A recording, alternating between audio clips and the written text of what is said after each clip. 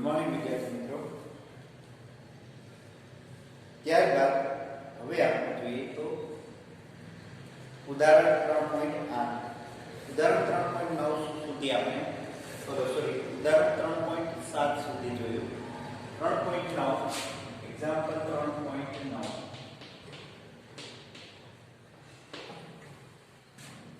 તો અહીંયા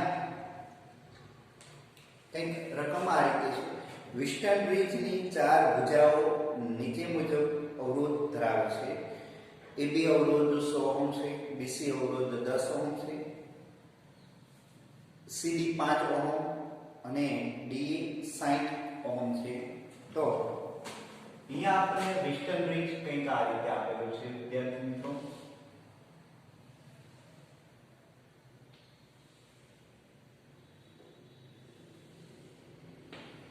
અહીંયા એક અવરોધ ચારે ભુજાના અવરોધ આ રીતે છે.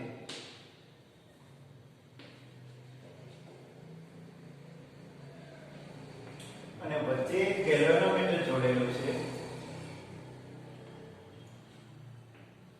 જેનો અવરોધ છે 15 ઓહમ. આવી રીતે એક એવી ભુજા છે, એમની વચ્ચે જે કઈ અવરોધ છે 100 ઓહમ છે. ત્યારબાદ BC 10 ઓહમ અને DC પાસે 5 ઓહમ અને આ 60 ઓહમ. અને આવી રીતે આ નેટવર્ક સાથે 10 વોલ્ટની બેટરી જોડવામાં આવે છે.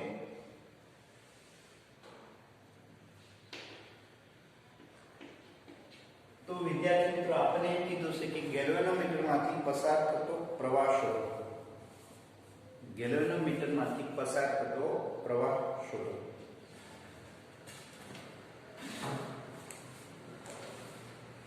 તો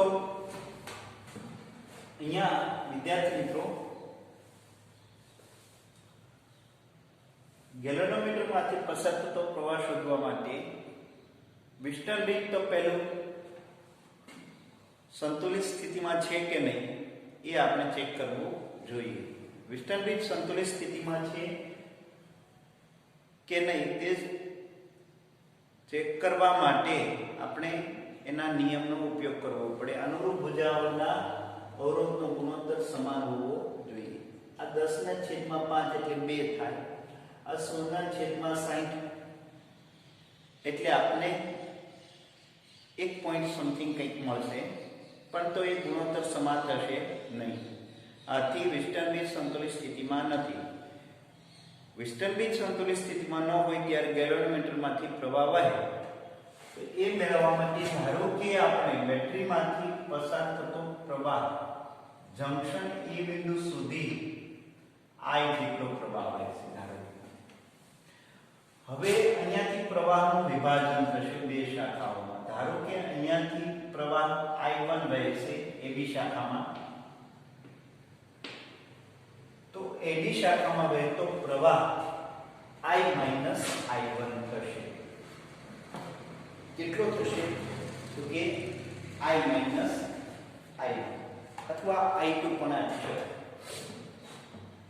હવે આ I1 પ્રવાહ જંકશન B પાસે પાછું વિભાજન થશે. તો કે ધારો કે અહીંયા વહેતો પ્રવાહ IG, ગેલ્વેનોમીટરમાંથી વહેતો પ્રવાહ કેટલો મળે? IG. તો BC શાખામાં કેટલો પ્રવાહ વહેતો હોય? તો કિર્ચોફના પ્રથમ નિયમ અનુસાર I1 પ્રવાહ અહીંયા આવે છે એ બે વિભાગમાં વિભાજન થાય છે. જો આમાં વહેતો પ્રવાહ IG હોય, આમાં વહેતો પ્રવાહ I1 - IG એટલો બને. ક્લિયર? હવે આ બે પ્રવાહ B જંકશન પાસે ભેગા થશે. ભેગા થઈ અને આ દિશામાં વહેતો પ્રવાહ કેટલો મળશે? તો કે I2 + IG. I2 + IG. અને એ બંને પ્રવાહ અહીંયાથી પસાર થશે ત્યારે i1 પ્લસ i2 મળશે. ig કેન્સલ થઈ જશે તો આપણને મળશે i1 પ્લસ i2 એટલે i. તો આ મૂળ વાતને મળી જશે. તો અહીંયા અહીં વિસ્ટન બ્રિજ સંતુલિત સ્થિતિમાં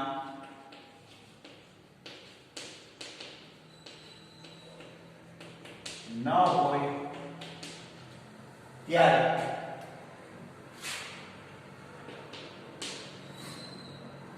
ધારો કે જી મીટરમાંથી વહેતો પ્રવાહ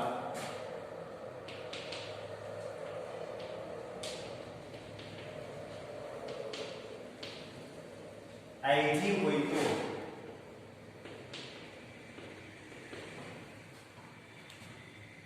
આપણે પહેલો એક બંધ ગાળો વિચારીએ a b d a બંધ માર્ગ ABDA માટે કિર્ચોફનો સેકન્ડ લો લાગુ પાડતા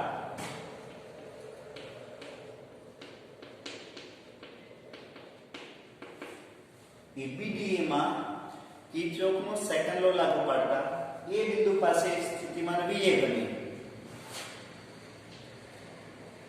તો A થી B તરફ જઈએ તો પ્રવાહ I1 વહે છે એટલે 100 ગુણ્યા I1 100 અવરોધ અને I1 પ્રવાહ એટલે AB વચ્ચેનો વિદ્યુત સ્થિતિમાનનો તફાવત થશે -100 I1.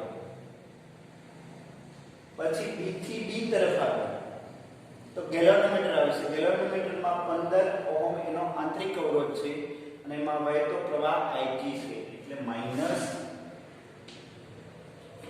Ig.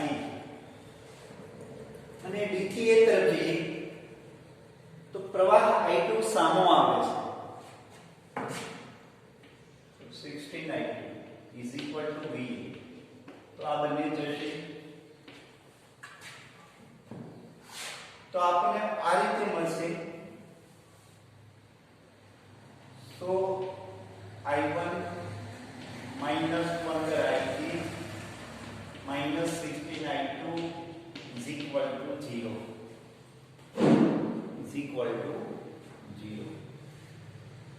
હવે આને સમીકરણ 1 કહીએ. ત્યારબાદ વિદ્યાર્થી મિત્રો એક બીજી લૂપ લઈએ. બંધ માર્ગ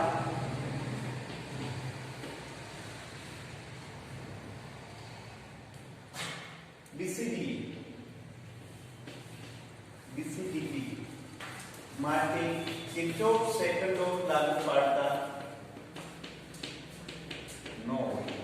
વિદ્યાર્થી મિત્રો બીજી એક લૂપ વિચારીએ પણ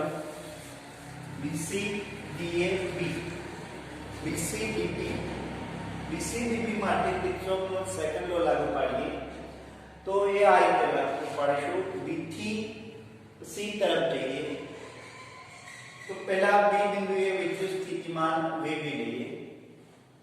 તો B થી C તરફ જઈએ તો ત્યાં પ્રવાહની દિશામાં જ આપણે જઈએ છીએ એટલે આપણને I1 -Ig મળશે. અને C થી D તરફ જઈએ તો પ્રવાહ સામે આવે એટલે +5 I2 + Ig. અને D થી B તરફ ગેલ્વેનોમીટરમાં પણ પ્રવાહ સામે આવે છે એટલે +15 Ig VB એટલે કેન્સલ થઈ જાય છે. એટલે આ આપણને સમીકરણ મળશે -10I1 +10 Ig 5I2 +5Ig +15Ig = 0. હવે અહીંયા 10Ig 5Ig અને 15Ig એટલે 13Ig થશે. -10I1 +5I2 +13Ig = આ ઇક્વેશન 2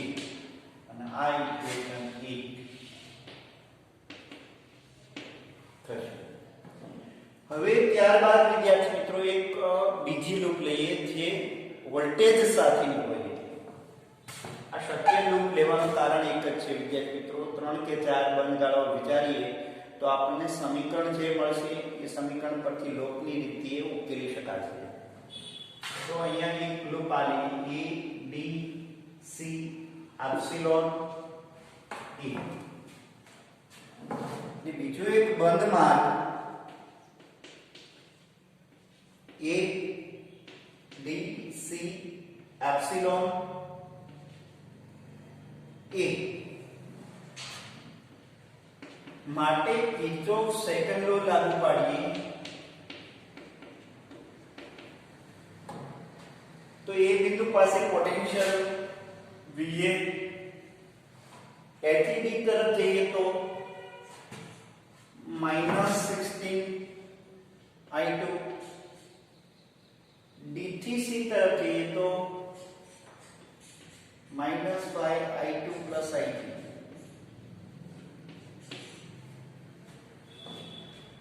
અને બેટરીના વોલ્ટેજ +10 વોલ્ટ અને એ બિંદુ પાસે VA. આ બે કેન્સલ થઈ જશે.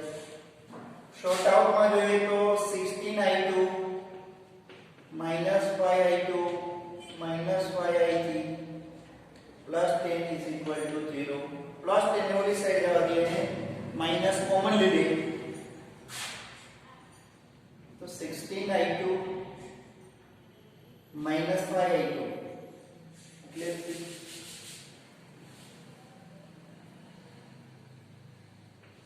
65I2 plus 5I3 is equal to 10. આની ઇક્વેશન 3 કરીએ.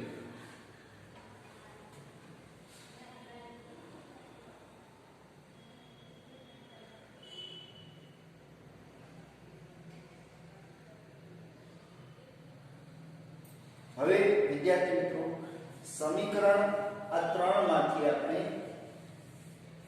I1 અને I2 નો લોપ કરવાનો થશે.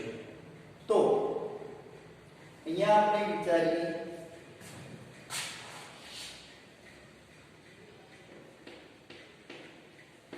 પહેલા સમીકરણ 1 અને 2 માં I1 નો લોપ કરી નાખીએ તો આને 10 વડે ગુણી અને આમાં ઉમેરી દઈએ અને માઈનસ કોમન લઈ લઈએ તો સમીકરણ 2 ની 10 વડે ગુણી 1 માં ઉમેરતા આમાં માઈનસ કોમન લઈ લઈએ 0 ઓલી બાજુ આવી જાય એટલે પ્લસ થઈ જશે.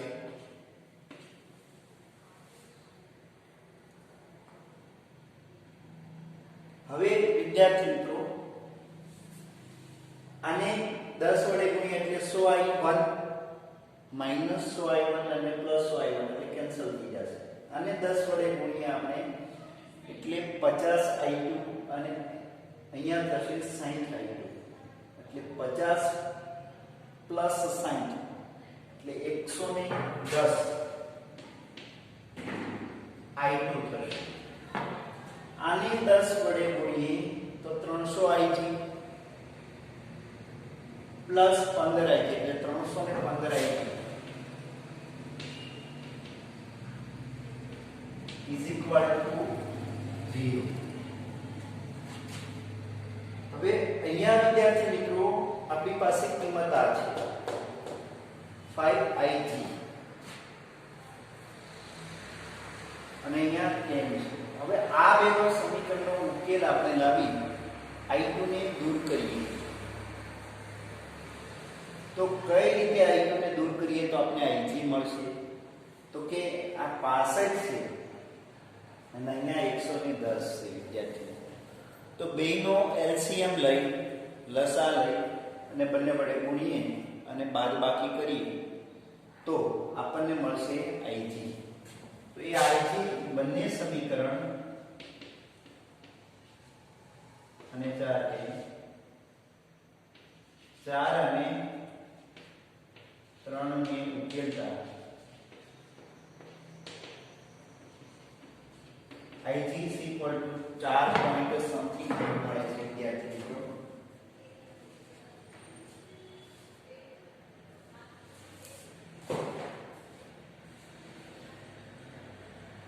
4.87.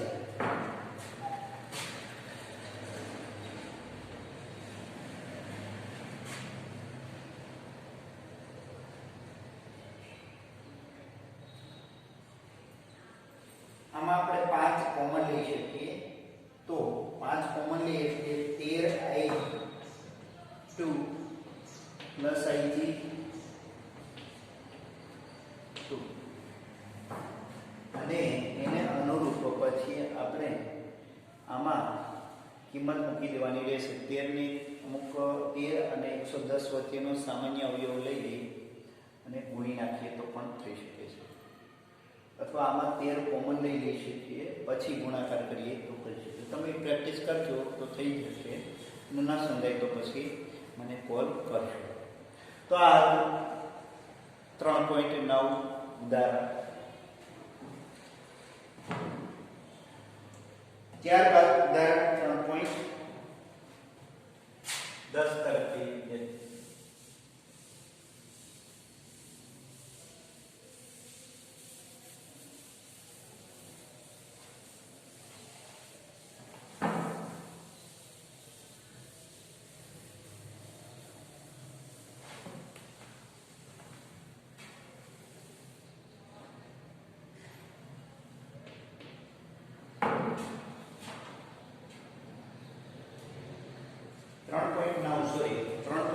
આગલું જે હતું એ આમ હતું, આ 3.9 થશે. વિદ્યાર્થી મિત્રો સોરી, આગળના નંબરમાં થોડી ભૂલ હતી એટલે એ તમે તમારી રીતે એડજસ્ટમેન્ટ કરી લીધો. એ 3.8 હતું, હવે આપણે 3.9 તરફ જઈએ.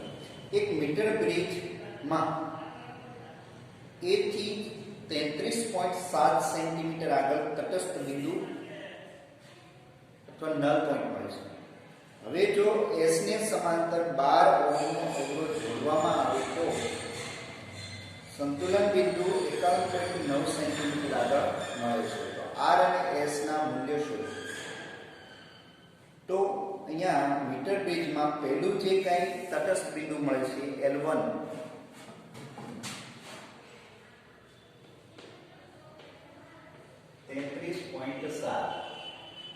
તો એને અનુરૂપ L2 મળશે 100 33.7 એટલે એ મળશે આપણને 66.3.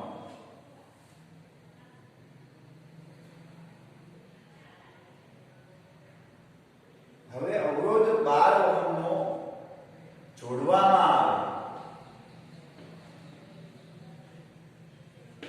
સમાંતર ત્યારે તટસ્થ બિંદુ આપણને બીજું મળે છે L1 51.9. તો L2 આપણને મળશે 100 51.9 એટલે 48.1 સેન્ટીમીટર મળશે. તો આપણને શું કીધું છે? તો S નું મૂલ્ય કેટલું થશે?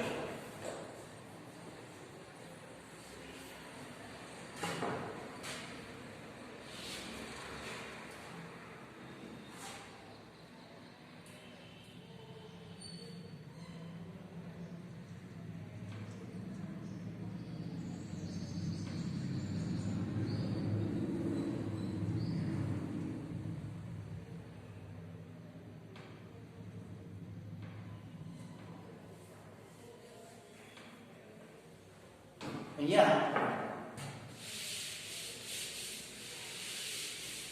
એક વિસ્તરણ બ્રિજ આ રીતે આપણે આપેલું છે.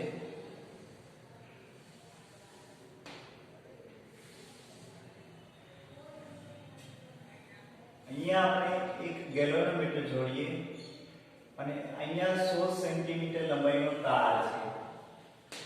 વિદ્યાર્થી મિત્રો અહીંયા એક ગેપ છે.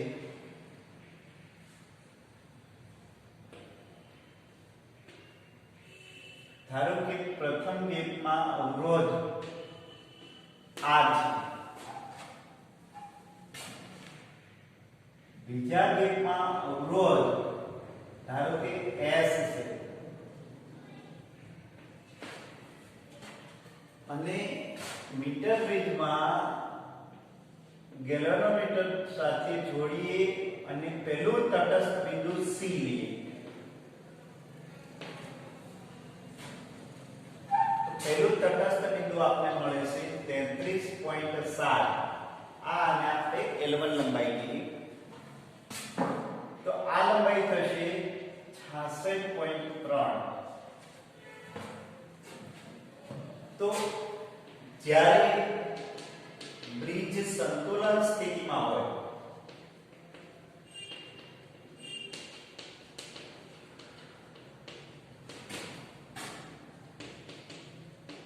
ત્યારે વિસ્ટન બ્રિજનો સિદ્ધાંત લાગુ પડે. અનુરૂપ ભુજાઓનો ગુણોત્તર, અવરોધોનો ગુણોત્તર એટલે આપણે નામ લઈ શકીએ R/S. જ્યારે S સાથે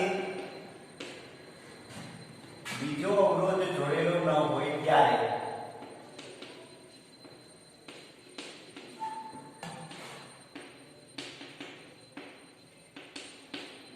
પહેલી કન્ડિશનમાં R/S L1/L2 થશે. એટલે એનો મતલબ એવો છે કે 33.7 ના છેદમાં 66.3. આને સમીકરણ 1. હવે આપણે એમ કહીશું કે જ્યારે S ને સમાંતર 12 ઓહમનો અવરોધ જોડવામાં આવે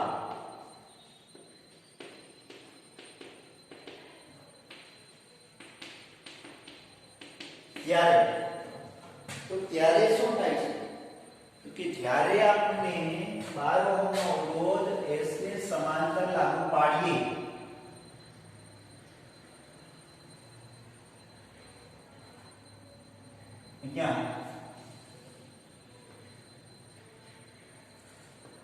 IS અને આ 12 ઓહમ બે સમાંતર થયા ત્યારે હવે આ બંને વચ્ચેનો સમતુલ્ય અવરોધ એને કહેવાય S ઇક્વિવેલેન્ટ. અને ત્યારે આપણને તટસ્થ બિંદુ મળશે અહીંયા 51.9 સેન્ટીમીટર. તો આ મળશે આપણે 48.1 સેન્ટીમીટર. ત્યારે R/S equivalent is equal to L1-L2 dash. ત્યારે આપણે મળશે 51.9 ના છેદમાં 48.1. હવે S equivalent શું થશે વિદ્યાર્થી મિત્રો? તો કે S equivalent આપણે આ રીતે મળશે S * 12 ના છેદમાં, કેમ કે સમાંતર જોડાણ છે તો બેયનો ગુણાકાર પ્લસ બંનેનો સરવાળો is equal to 51.9 ના છેદમાં 48.1. ક્લિયર? હવે વિદ્યાર્થી મિત્રો આ કિંમત આપણે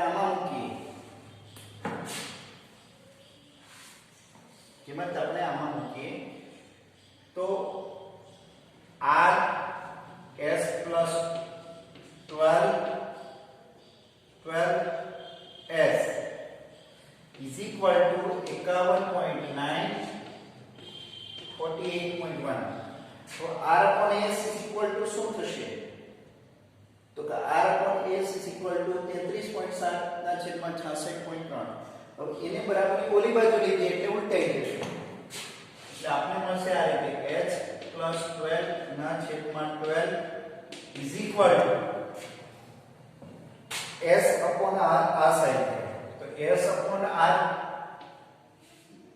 તો પહેલું તો આ લખી નાખીએ આપણે 48.1 ગુણ્યા 66.3 ના છેદમાં 33.7. ક્લિયર? હવે અહીંયા સાદુરૂપ આપી દઈએ અને સાદુરૂપ આપી અને S નું મૂલ્ય લઈએ તો આપણને એ મળશે 13.5. તો S is equal to 13.5 ohm. સાદુરૂપ આપતા અને જવાબ રાખતા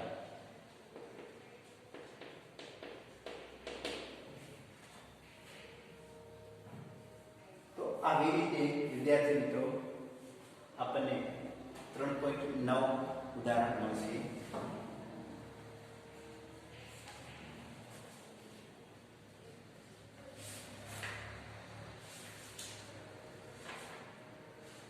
ત્યારબાદ 3.10 ઉદાહરણ 3.10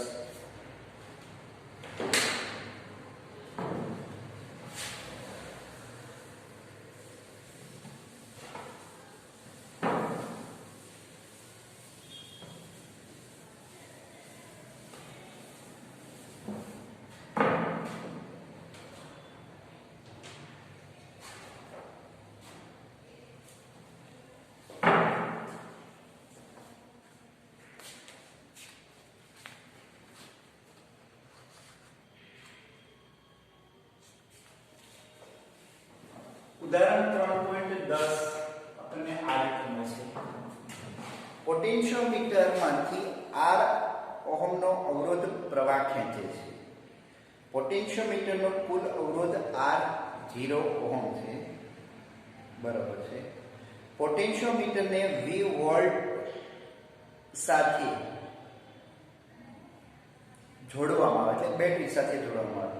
જ્યારે સરકતી જોકી કળ પોટેન્શિયોમીટરના મધ્યમાં જોડાયેલ હોય તે સ્થિતિ માટે R ને કેપિટલ R ને સમાંતર વોલ્ટેજ માટેનું સમીકરણ કેટલું થશે? આપણને આકૃતિ આ રીતે આપેલી છે વિદ્યાર્થી મિત્રો. એક પોટેન્શિયોમીટર એને V વોલ્ટ સાથે જોડવામાં આવે. આ પોટેન્શિયોમીટરના તારનો અવરોધ છે R0 A અને C.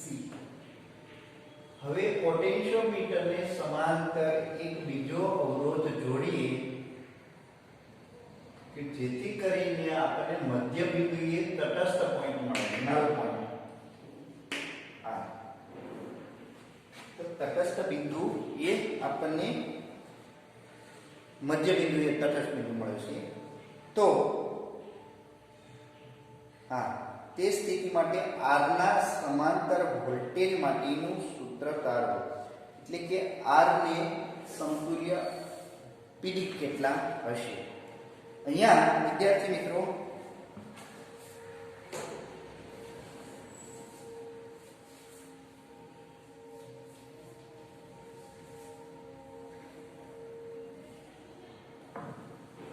એક જ મિનિટ.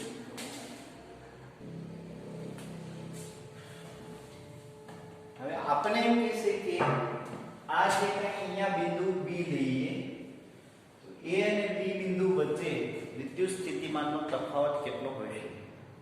તો આને સમતુલ્ય પરિપથ આપણે આ રીતે આપીએ. મધ્ય બિંદુએ મળતો હોવાથી R0 ના બે ભાગ પડે અને અહીંયા C બિંદુ પર છે, અહીંયા B બિંદુ અને આ A બિંદુ. આ R0/2 મળશે, આ R0/2 મળે. આની જ સમાંતર એક અવરોધ આપણે R જોઈએ. તો અહીં R ને જોડતા તટસ્થ બિંદુ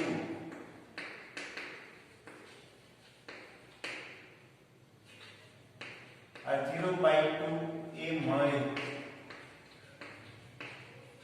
મળતું હોવાથી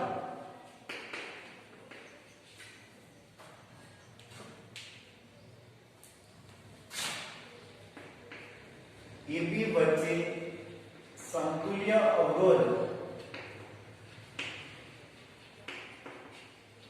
ધારો કે R1 હોય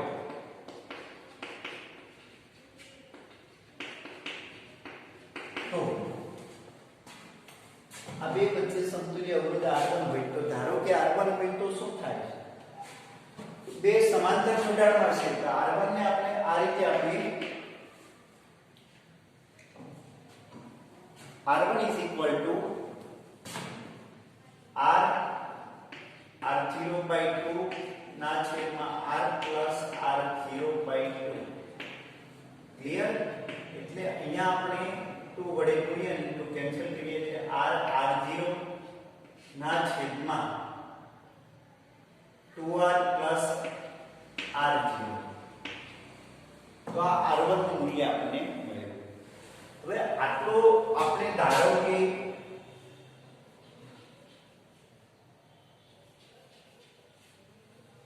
A અને C, અહીંયા બિંદુ B, અહીંયા r1 અને r0/2 ક્લિયર. જે આ પરિપથમાં છે, પરિપથમાં વહેતો પ્રવાહ I હોય અને AC વચ્ચેનો PD કેટલો, તો કે V. A અને C વચ્ચેનો PD V.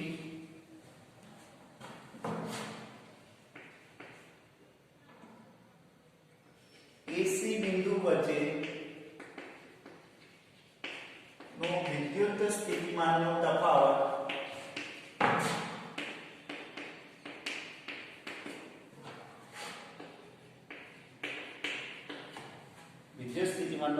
આપણે શું મળશે કે V. તો ઓહમના નિયમ અનુસાર શું થશે, તો કે એમાંથી વહેતો પ્રવાહ I V ના છેદમાં અવરોધ કેટલો, તો r1 r0/2 r1 r0/2 આટલો આપણને અવરોધ મળશે, તેમાંથી વહેતો પ્રવાહ આટલો મળશે. હવે AB વચ્ચે નો PD જો આપણે લઈએ તો ધારો કે V1 હોય, કેટલો હોય V1. A અને B બિંદુ વચ્ચેનો વિદ્યુત સ્થિતિમાનનો તફાવત ધારો કે V1 હોય, તો એને આપણે કઈ રીતે આપીએ, તો ઓહમના નિયમ અનુસાર V I into R1. I into R1. I ની જગ્યાએ આપણે કિંમત મૂકીએ તો VR1 upon R1 plus R0/2 clear. હવે R1 ની જગ્યાએ આ કિંમત મૂકીએ આપણે, તો એ આપણે આ રીતે મળશે V R0 ના છેદમાં 2R plus R0 ના છેદમાં R1 છે એની જગ્યાએ આપણે આ મૂકશું R0 ના છેદમાં 2R plus R0 plus R0/2. Okay, એટલે અહીંયા આપણે જો કોમન લઈ લઈએ તો 1 જ મૂકી દો છેદમાં 2 અને 2 અહીંયા પણ છે પણ 2 ઓળમાં નથી, અહીં /2 કરી નાખીએ તો ઓલમાં મળી જશે. ઓલમાં આપણે r0/2 કોમન લઈ લઈએ અને અહીં પણ લઈએ તો સોરી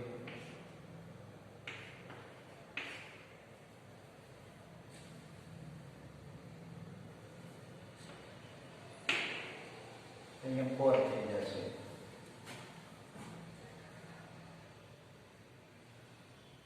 r0/2 અને r0/2 કોમન લઈ અને સાદુરૂપ આપી તો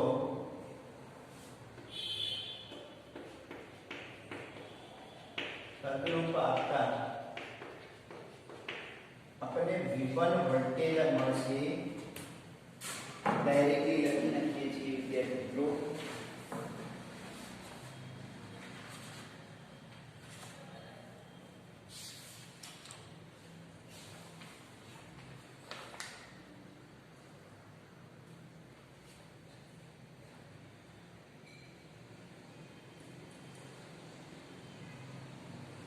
VR R0 plus 4R 2VR ના છેદમાં R0 plus 4R. અહીંયા 2 વડે ગુણેલા છે, 2 વડે મલ્ટીપ્લાય કરીએ એટલે વિદ્યાર્થી મિત્રો આપણને આ રીતે મળશે R0/2 R plus R0/4 રહેશે. એ 4 અહીંયા ગુણાઈ જશે અને 4 કોમન મળશે. આટલું પદ બેમાં કોમન લઈ લઈશું. જે તમે સદરૂપ તમારી રીતે આપી દેશો તો આપણને વોલ્ટેજ મળશે V1 બરાબર 2V R upon R0 plus 4T or 4R. તો આ શું મળ્યું? લાગુ પડેલ વોલ્ટેજ તમે જે પેરેલલમાં R મેળવો છો એ R જોઈન્ટ કરો ત્યારે પોટેન્શિયોમીટરના બે છેડા વચ્ચેનો વિદ્યુત સ્થિતિમાનનો તફાવત મળે વિના સંબંધ. ક્લિયર?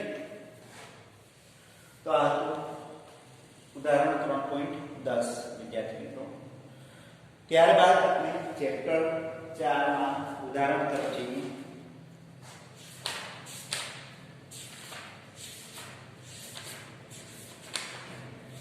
ચેપ્ટર 4 માં ઉદાહરણ તરફ જઈએ તો એમાં કુલ છે 3.3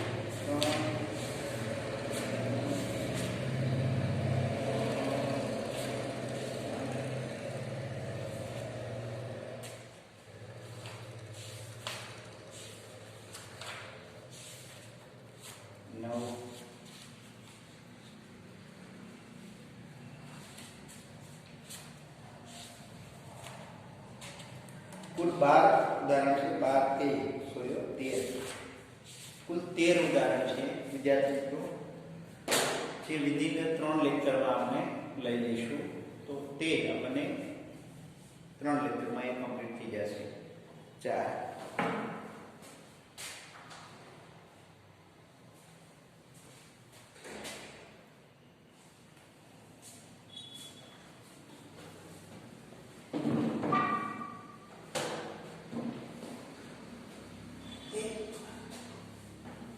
चैप्टर 4 માં પહેલું ઉદાહરણ જોઈએ આપણે.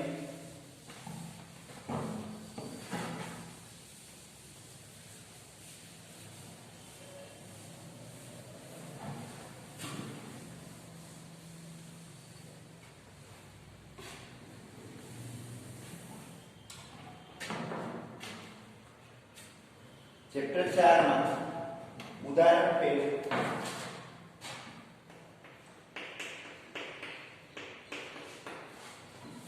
उदाहरण चैप्टर 4 में विद्यार्थी मित्रों पेज नंबर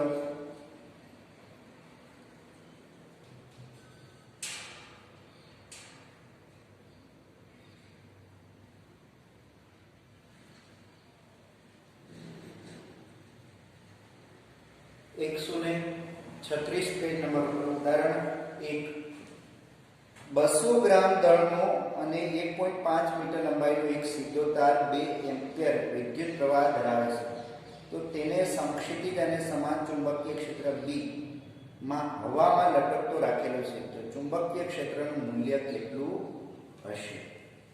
તો અહીંયા આપણને એમ કહે છે કે એક તારને પ્રવાહધારી તારને ચુંબકીય ક્ષેત્રમાં મૂકેલો છે.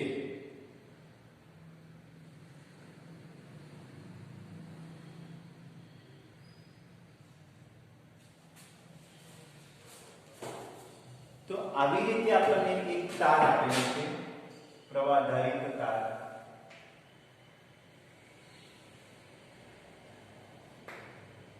વહેતો પ્રવાહ I છે ને લંબાઈ L છે.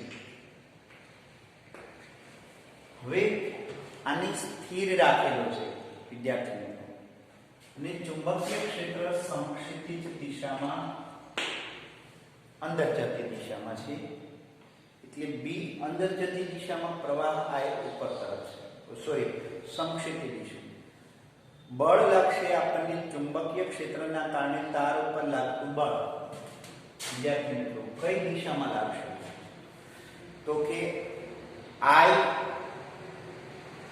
क्रॉस B अंदर जती दिशा में छे એટલે આવી રીતે મળશે विद्यार्थी B અને I એ B तरफ स्क्रू ने फेरवे એટલે બળ ઉપર તરફ લાગે એટલે ચુંબકીય ક્ષેત્રના કારણે લાગતું બળ F B ઉપર તરફ અને વજન બળ અધો દિશામાં mg બે સમાન મૂલ્ય અને વિરુદ્ધ દિશામાં થાય ત્યારે તાર હવામાં લટકતો રહેશે. તો અહીંયા કહી શકાય કે પહેલા તારનું દળ લઈ લઈએ વિદ્યાર્થી મિત્રો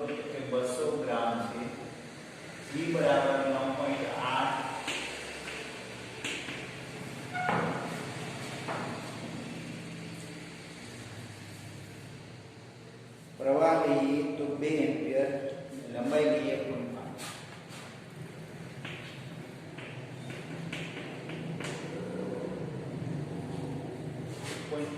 મીટર.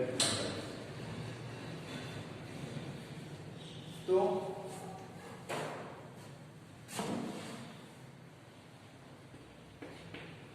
આકૃતિમાં તાર જો હવામાં સ્થિર લટકતો હોય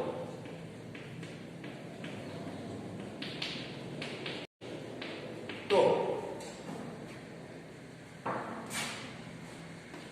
તેમના પર ના બળો સમાન મૂલ્યના અને વિરુદ્ધ દિશાના હોય.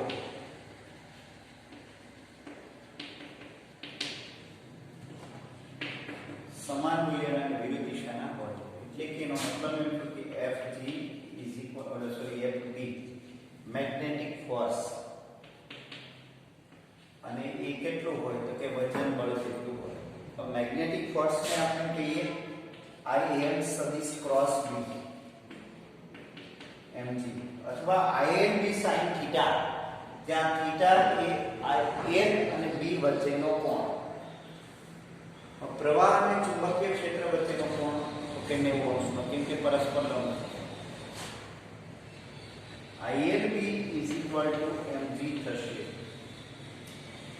તો આપણને શું કીધું છે કે મેગ્નેટિક ફોર્સ કેટલું હશે, મેગ્નેટિક ફીલ્ડ કેટલું હશે, mg upon Im એમ આપણને આપેલું છે 200 ગ્રામ, 0.2 કિલોગ્રામ, 9.8, 1.5, 3 અને એને અનુરૂપ ચુંબકીય ક્ષેત્રનું મૂલ્ય આપણને મળશે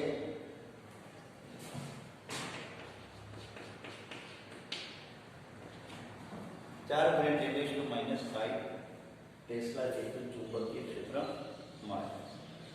તો અહીંયા આપણે આ રીતે 4.1 ઉદાહરણ મળશે.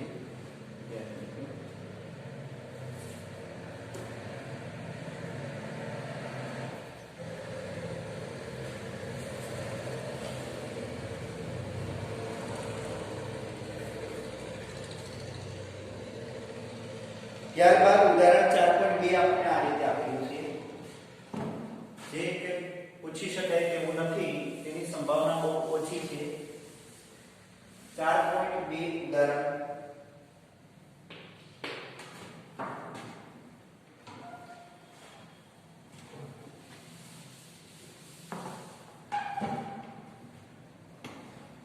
એ આપણને આકૃતિ આ રીતે આપેલી છે.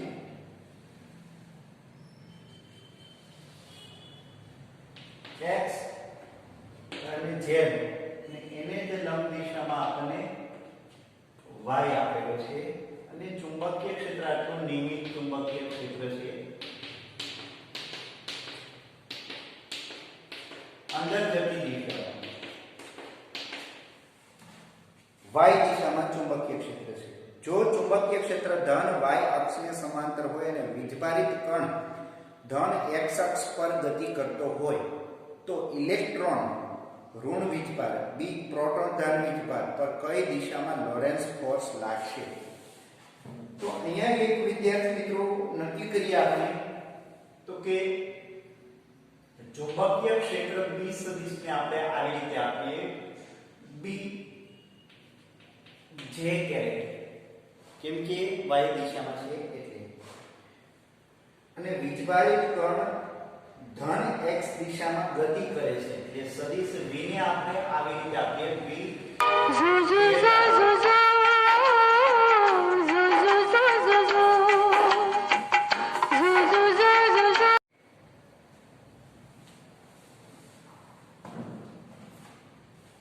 તો અહીંયા વિદ્યાર્થી મિત્રો કણ x દિશામાં ગતિ કરતો હોવાથી v સદિશ v I કેરેટ. હવે બે પ્રોટોન અને ઇલેક્ટ્રોન માટે કઈ દિશામાં બળ લાગશે એ આપણે શોધવાનું છે. તો અહીં ઇલેક્ટ્રોન પર લાગતું બળ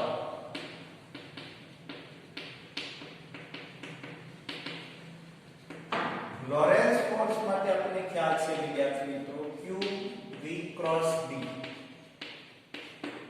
q v ક્રોસ d સદિશ f is equal to electron હોય એટલે માઈનસ q વીજભાર થશે v caret I cross d caret J clear qvb minus I cross J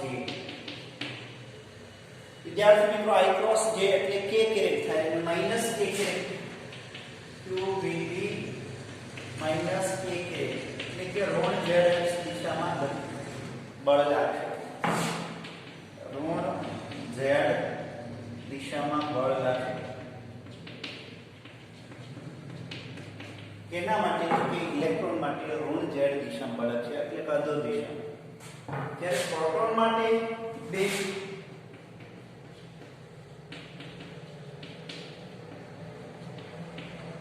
લાગતું બળ આપણે લઈએ તો આ રીતે લખશું એના માટે ધન વીજભાર થશે એટલે એના માટે qvb k કેરેટ થશે એટલે એનો મતલબ એમ થયો કે એને ધન z દિશામાં બળ લાગશે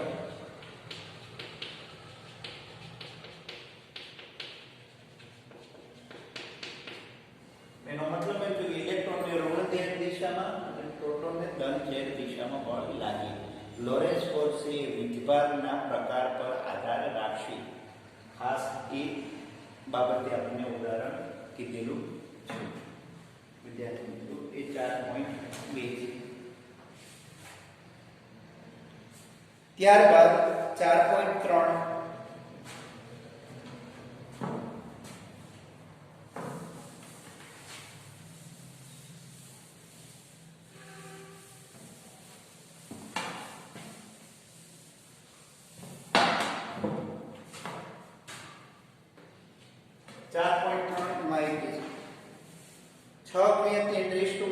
4 ટેસ્લા જેટલું ચુંબકીય ક્ષેત્ર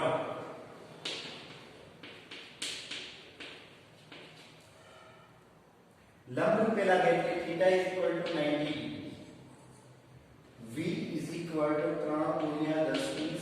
10⁷ મીટર પર સેકન્ડ જેટલો વેગ અને દળ ઇલેક્ટ્રોનનું 9.1 10⁻³ કિલોગ્રામ વીજભાર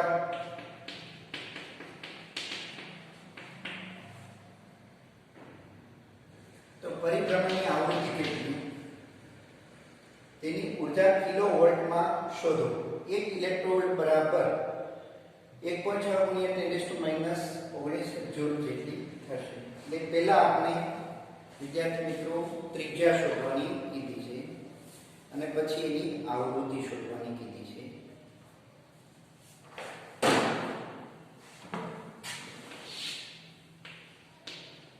જ્યારે ઇલેક્ટ્રોન r ત્રિજ્યાની કક્ષામાં ભ્રમણ કરે ત્યારે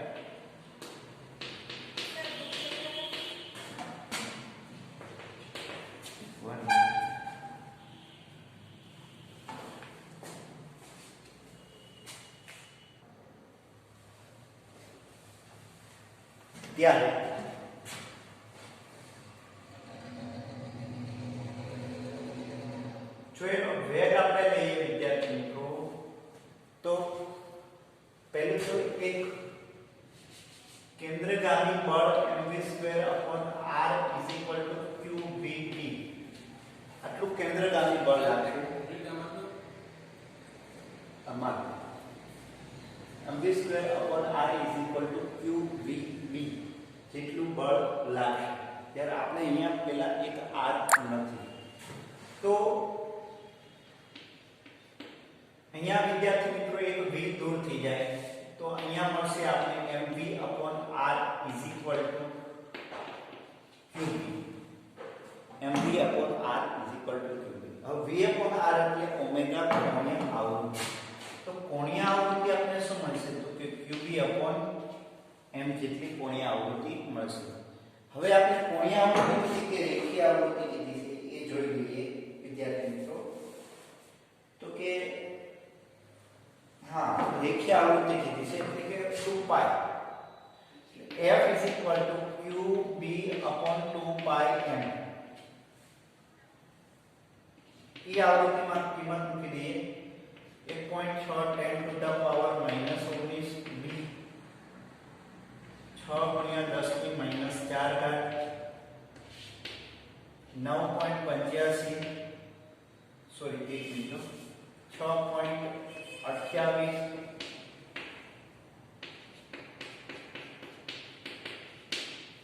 તો આ એની આવૃત્તિ મળશે જે કઈ મૂલ્ય છે 17 મેગાહર્ટ્ઝ.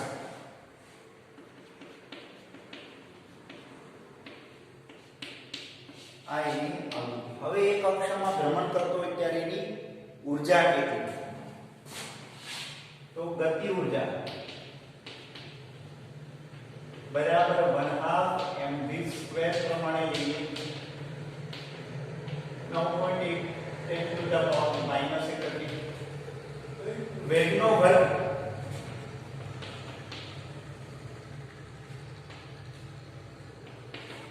અને એ ઊર્જા જૂલમાં છે તો આપણે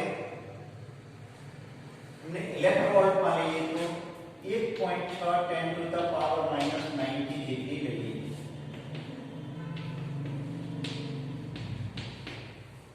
તો એ કિંમત આપણને મળશે વિદ્યાર્થી મિત્રો 4.10 to the power -16.